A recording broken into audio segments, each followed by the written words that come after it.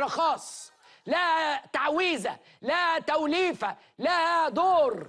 الأطفال، النساء، العالم، الشوارع المصرية احمرت. الناس ديت في درجة حرارة 37 كانت تزحف من كل مدن مصر، من المنصورة، من المحلة، من الأقصر، من أسوان، من بني سويف، من كل مكان يذهبون إلى استاد القاهرة، يقفون وراء هذا النادي العظيم. تشجيع هايل، تشجيع عظيم، نادي جبار، نادي عظيم. ألف مبروك للنادي الأهلي، وإن شاء الله إن شاء الله بطولات أخرى كثيرة، وننتظركم قريبا في السوبر.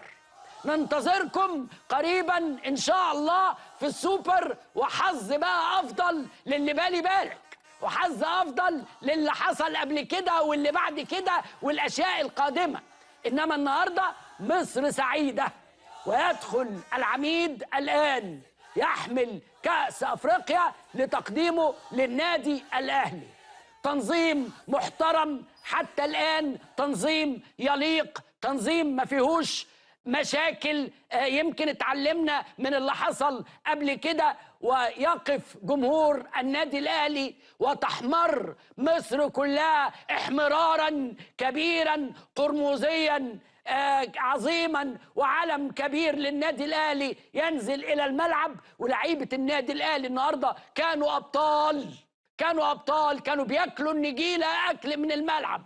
إنما الحمد لله في النهاية استطاع الأهلي أن يحقق نتيجة جيدة، وأن يفوز بالمباراة بصعوبة، وأن ينجح إنه يعني يقدر يعبر بها إلى النهاية. طبعا شفنا قفشة كان ناوي يعمل واحدة القاضية ممكن، وخبط الدب في العارضة، الملعب كله قلب وقع، إنما ما كانش محظوظ فيها قوي. إنما الحظ كل الحظ، والتوفيق كل التوفيق للناس اللي بتحط مجهود في الملعب.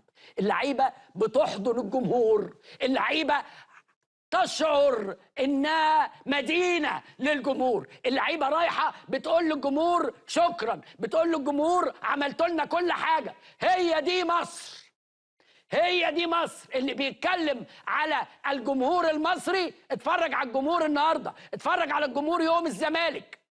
طاقه، اضافه، قوه، عظمه، حماس، كل هذه الاشياء.